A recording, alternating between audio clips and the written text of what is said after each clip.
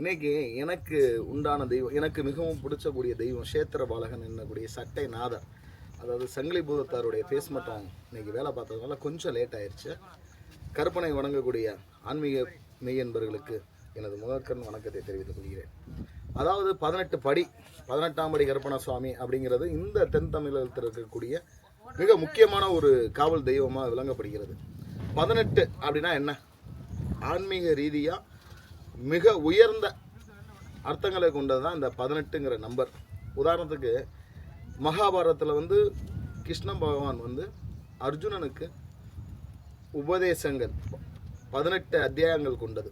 அதே மாதிரி சித்தர்கள் வழிபாடில் மிக முக்கியமான பிரசித்தி பெற்ற வழிபாடுங்கிறது 18 சித்தர்கள். ஸோ அந்த 18க்கும் ஆன்மீகத்துக்கும் மிக உயர்ந்த அர்த்தங்கள் உண்டு.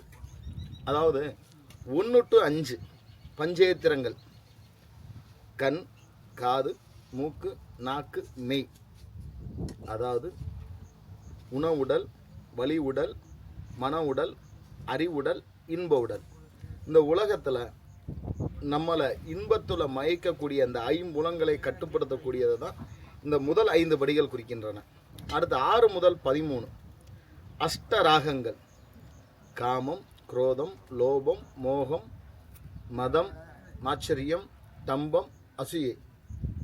இந்த 8 தீய எண்ணங்கள்.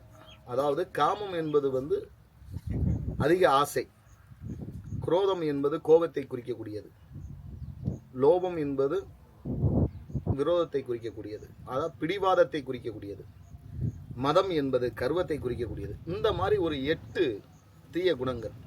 அசூயை என்பது பொறாமையை குறிக்கக்கூடியது. இந்த மாதிரி 8 தீய எண்ணங்கள்லேருந்து நம்ம விடைபெற்று வரக்கூடிய தத்துவத்தை தான் இந்த 6வது படியும் 6வது படியிலிருந்து 13 படி வரைக்கும் நம்மளுடைய வாழ்க்கை தத்துவத்தை உணர்த்துகிறது. அடுத்து 14 முதல் 16 சத்வம், ரஜஸ், தமஸ். அதாவது அமைதி, சுறுசுறுப்பு, அறியாமை. இந்த 3 குணங்களையும் கடந்து இறை சிந்தனையில் நுழைகிறது. இதுதான் 14 முதல் 16 வரை படிகளுக்கான அர்த்தம். அடுத்து 17, 18 வித்யா மற்றும் அபிவித்யா. அதாவது அறிவு, அறியாமை. அறியாமையை ஒழித்து இறை ஞானம் பெறுதல், இறுதியில் இறைவனிடம் முக்தி பெறுதல். இதுதான் இந்த 18 படிகளுக்கான அர்த்தங்கள். இந்த 18 படியும் மனிதனுடைய வாழ்வியல் தத்துவங்களை கொண்டது. அதனால தான் 18 படிகள் கொண்ட தர்ம சாஸ்தா ஐயப்பன் சொல்கிறோம். 18 படிகள் கொண்ட கற்பனசாமி, 18ஆம் படி கற்பனசாமி என்று சொல்கிறோம். ஆனால் சபரிமலையில் இந்த அர்த்தங்களும் உண்டு. அதுபோக சாஸ்தா ஐயப்பன் மகிஷாசுரிய வதம் பண்ணும்போது பயன்படுத்தப்பட்ட 18 ஆயுதங்களாகவும் கருதப்படுகிறது. அதாவது சபரிமலையில் நம்பப்படுகிறது.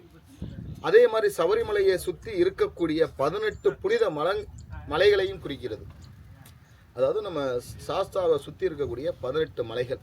இந்த 18 மலைகளின் புனிதமாகவே இந்த 18 படிகளை கருதப்படுகிறது. இது சபரிமலை சாஸ்தாவுடைய 18 படிகளான அர்த்தங்கள். அதே மாதிரி அந்த 18 படியில் சந்திரன், சூரியன், விநாயகர், சிவன், பார்வதி வாசம் செய்கிறதாகவும் நம்பப்படுகிறது. இதுதான் அந்த 18 படிகளுக்கான அர்த்தம். இந்த 18 படிகள் சாஸ்தாவுக்கான அர்த்தங்களாக கருதப்படுகிறது. ஆனால் நம்ம வணங்கக்கூடிய 18ஆம் படி கற்பனசாமிக்கான அர்த்தங்கள் என்பது வேறு. அது இந்த வாழ்வியல் தத்துவமும் ஒன்று. இந்த 18 படி உருவாக்கான கதை கொஞ்சம் நீளமான கதை. இதை நான் உங்களுக்கு நாளைக்கு உள்ள வீடியோவில் போடுறேன். ஏன்னா அது கேரளா தேசத்துலேருந்து ஒரு அரசன் 18 லாடர்களை அனுப்பக்கூடிய கதை. அதை பற்றி நாளைக்கு நான் சொல்கிறேன். இப்பேற்பட்ட 18 படிக்கான தத்துவம், மனித வாழ்வியல் கொண்ட அந்த தத்துவத்துடன் கொண்ட 18ஆம் படி கற்பனசாமியை இந்த பரம்பை மாநகரில் திருச்சாத்தநல்லூர் என்ற கிராமத்தில் ராஜா நகரில் நம்ம அமைக்க போகிறோம். நேற்று நம்ம பேஸ்மெண்ட்டை வேலையை காமிச்சோம். இன்றைக்கும் பேஸ்மெண்ட்டும் வேலைகள் ஓடிக்கிட்டு இருக்கு. முழுக்க கருங்கல். 12,000 சதுரடியில் அந்த மகா ஈஸ்வர குத்த சாத்தனார் ஆலயம் திருப்பணி நடைபெற்று கொண்டு இருக்கிறது. அதில் நம்ம கற்பனசாமியுடைய 18 படிக்கான திருப்பணி வேலை நடைபெற்று கொண்டிருக்கிறது. அதற்கான வரைபடத்தை இப்போ உங்ககிட்ட நான் காமிக்கிறேன். வாங்க பார்ப்போம். பெரிய கற்பனசாமியுடைய வரைபடங்கள் நல்லா பாருங்கள். 18 படி. நான் இப்போ உங்களுக்கு சொன்னக்கூடிய வாழ்க்கையுடைய 18 தத்துவங்கள் அந்த உயர்ந்த 18 படிகள், உயர்ந்த தத்துவங்களை கொண்ட அந்த 18 படிகளை அடக்கி அதன் மேலே நம்ம மாகாளர் என்ற பெரிய கருப்பண சாமியை பிரதிஷ்டை பண்ணக்கூடிய அமைப்பில் இந்த கோயில் உருவாக உள்ளது. அதே மாதிரி இந்த பரமக்குடியில் எங்கும் நீங்கள் பார்க்க முடியாத அளவுக்கு முழுக்க முழுக்க கருங்கலால் ஆன யாழி உருவம் பொறித்த தூண் அமைய உள்ளது. இதுவே இந்த ஆலயத்துடைய மிக சிறப்பாகும். இந்த பரமக்குடியில் சுற்று வட்டாரத்தில் எங்கேயுமே கருங்கல்லால் செஞ்ச யாழ் எங்கேயும் கிடையாது. ஸோ அது நம்ம கோயில் அமைய போகுது. அதனால தான் இந்த கருப்பனை வணங்கக்கூடிய மெய்யன்பர்களும் கருப்பனை குலதெய்வமாக கொண்ட குடிமக்களும் இஷ்ட தெய்வமாக கொண்ட ஆன்மீக அன்பர்களிடையும் உங்களிடமிருந்து நாங்கள் பொருள் உதவியோ உடல் உழைப்போ எதிர்பார்க்கின்றோம். இந்த சின்ன பசங்க நாங்கள் எல்லோரும் சேர்ந்து இந்த கருப்பனை இப்படி பார்க்கணும் ஆசைப்பட்டு எங்களுடைய நீண்ட நாள் கனவை படமாக கொண்டு வந்து உங்கள்கிட்ட காமிச்சிருக்கோம். ஆனால் இதை திருப்பணி செய்து முடித்து குடமுழுக்குக்கான உங்கள் அனைவருடைய உதவியும் எங்களுக்கு தேவை.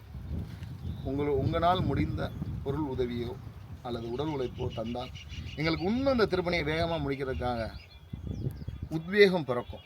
ஸோ அதனால் நம்ம கற்பனை வழங்கக்கூடிய மெய்யன்பர்கள் அனைவரும் இந்த திருப்பணிக்கு உதவுமாறு தாழ்மையுடன் கேட்டுக்கொள்கிறேன். தெய்வ சிந்தனையுடன் சக்தி நெறிகொண்டு கவலைகளை அற்று கடமையை செய்து உயர்ந்து வாழுங்கள். ஸ்ரீ கருப்பண சுவாமியின் திருவடிகள் சரணம் சரணம் சரணம்.